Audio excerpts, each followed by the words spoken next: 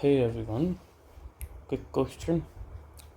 When you haven't eaten for hours and your brain is still running perfectly, where is that glucose coming from?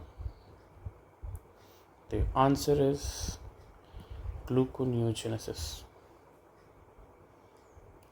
Your body literally making glucose from scratch. That's what gluconeogenesis. Okay.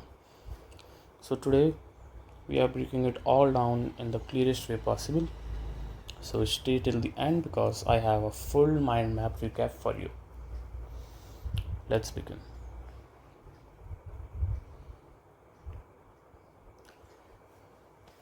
Gluconeogenesis. So, what is it? Let's break it down in words. Gluconeogenesis.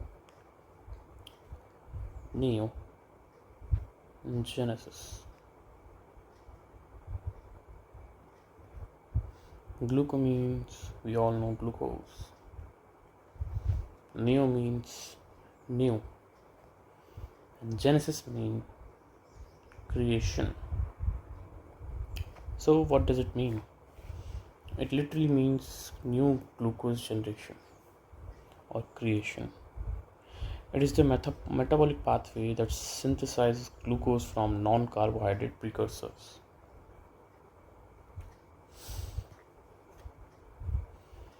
And where this all takes place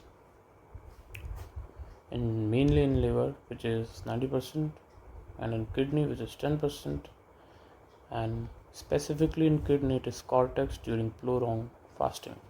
So whenever you do fasting, all the stored glucose, or you can say glycogen, converted into glucose via gluconeogenesis in the cortex of a kidney. Here's the equation of gluconeogenesis: 6 ATP and 2 GTP plus 200 pH per molecule of glucose. And the numerical form of the equation is here, which includes 2 pyruvate, 4 ATP, 2 GTP, 2 NADPH, 4 H2O. It's converted into 1 glucose, 4 ATP, 2 GDP, 6 phosphatidynes, and 2 NAD+.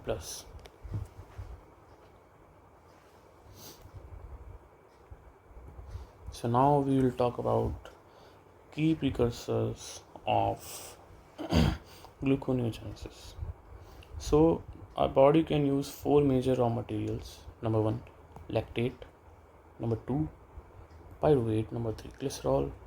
4th, amino acids. 5th, propionate. 6th, oxaloacetate. So lactate is produced by red blood cells and working muscles, and it is recycled back to glucose via the famous Cori cycle.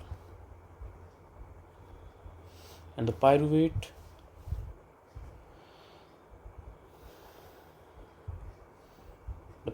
itself, which is the main entry point of the whole pathway,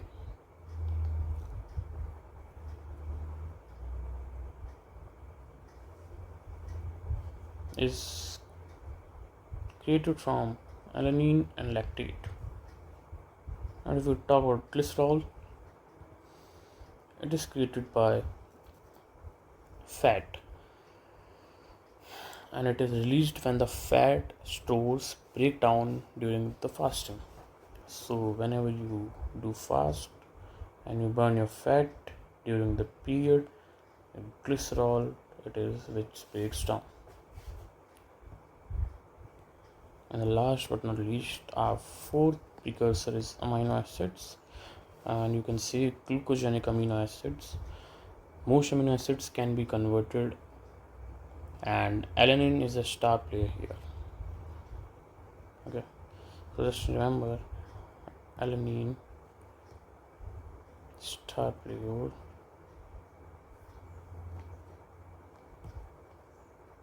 plays essential role in gluconeogenesis. Additionally, there are four enzymes which plays a very crucial role in gluconeogenesis. First one is pyruvate carboxylase. Second is PEPCK, you can also call it PEP. And third one is fructose 1,6 biphosphatase. And the last is glucose 6 phosphatase. So remember these names, it will be of very good use for us. So now let's move on to the pathway, which contains 10 steps. Let's learn it step by step. So let's trace the journey. Firstly, the pyruvate enters the mitochondrial matrix and gets converted to oxaloacetate by pyruvate carboxylase. Here the oxaloacetate, and it is converted by pyruvate carboxylase, the first enzyme that we talked earlier.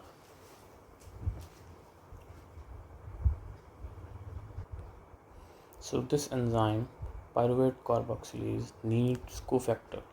Cofactor means it needs them to work or to perform efficiently. So it needs two cofactors. First is biotin and the second one is ATP. And it's switched on by acetyl coenzyme A, that is called activator. Oxaloacetate can't cross the mitochondrial membrane directly, so it disguises itself as malate.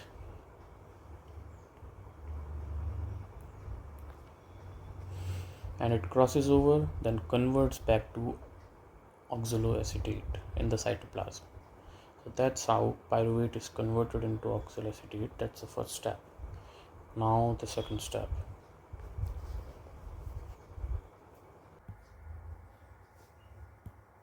Okay, so after oxaloacetate converted into malate, and then it enters cytosol and again converted into oxaloacetate. After that, in cytosol, an enzyme called PEPCK that we have discussed about it earlier, it acts on oxaloacetate and converts it into PEP,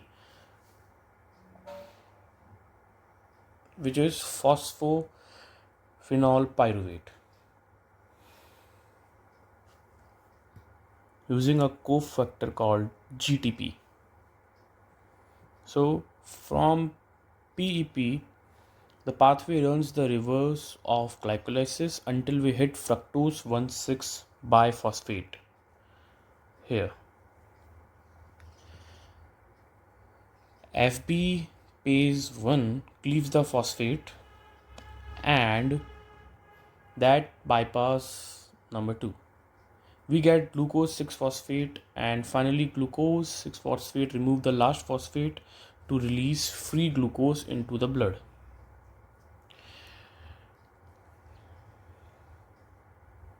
And there is a key point that this all process, that glucose released in blood, is done by the liver, as muscle can't do it. They can't release glucose directly into the blood stream.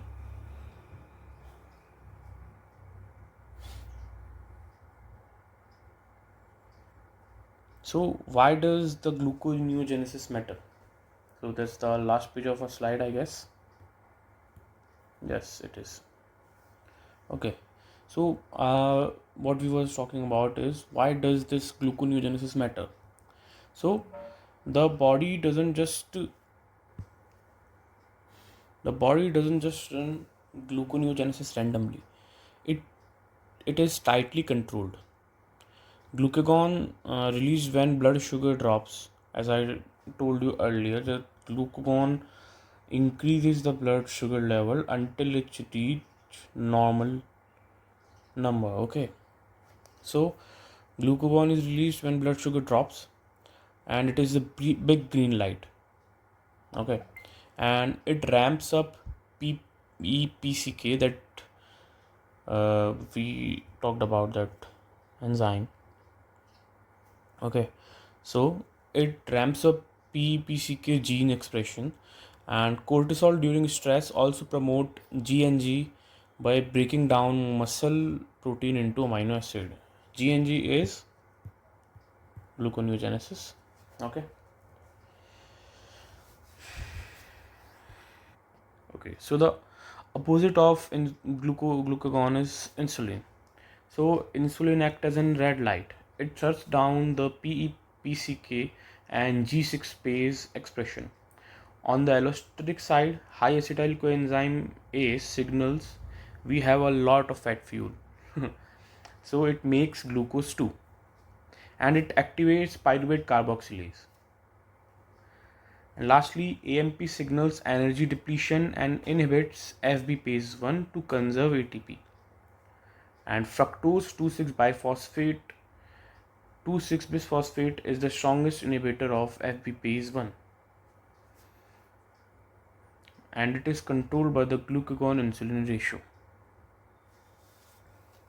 So this is why it really matter, and it helps a lot us to be alive and regulate our glucose level in our bloodstream and our body, and that all process alters in diabetes or high BP kind of situations. So now we talk about the clinical relevance of the gluconeogenesis. So why does it matter clinically? As I said earlier, in type 2 diabetes, the liver keeps running gluconeogenesis even when blood glucose is really high. Okay, so because insulin resistance means the switch off, it doesn't work. That's actually why metformin works. It inhibits. What is metformin? Metformin is like it is a complex. It inhibits complex 1 of mitochondrial chain, and it increase the AMP and suppress the GNG in hypoglycemia. And what is hypoglycemia?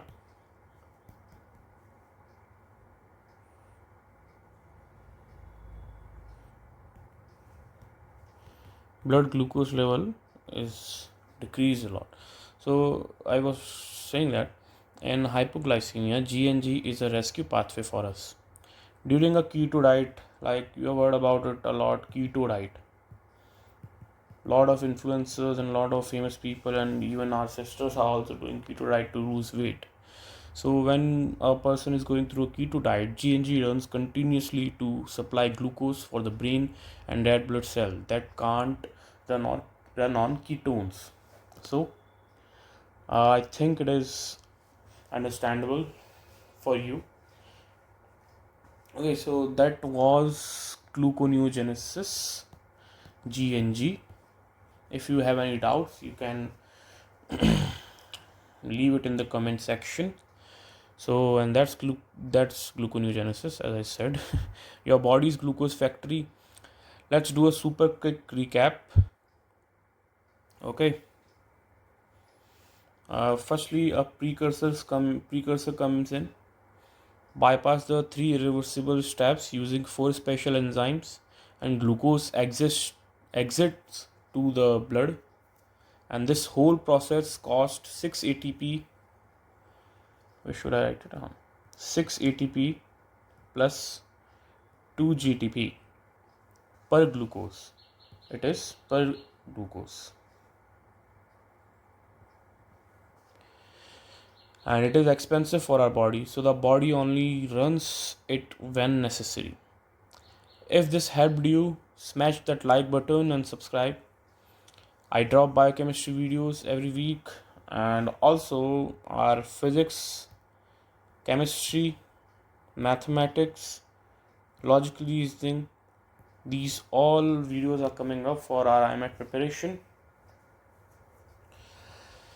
Drop a comment if you want me to cover the Cori cycle or glycogen metabolism next. Thanks a lot, and the new video is coming up for daily questions, and soon we will upgrade our website where we will find out the test series and paid courses and paid test series as well, and free also. Thanks a lot.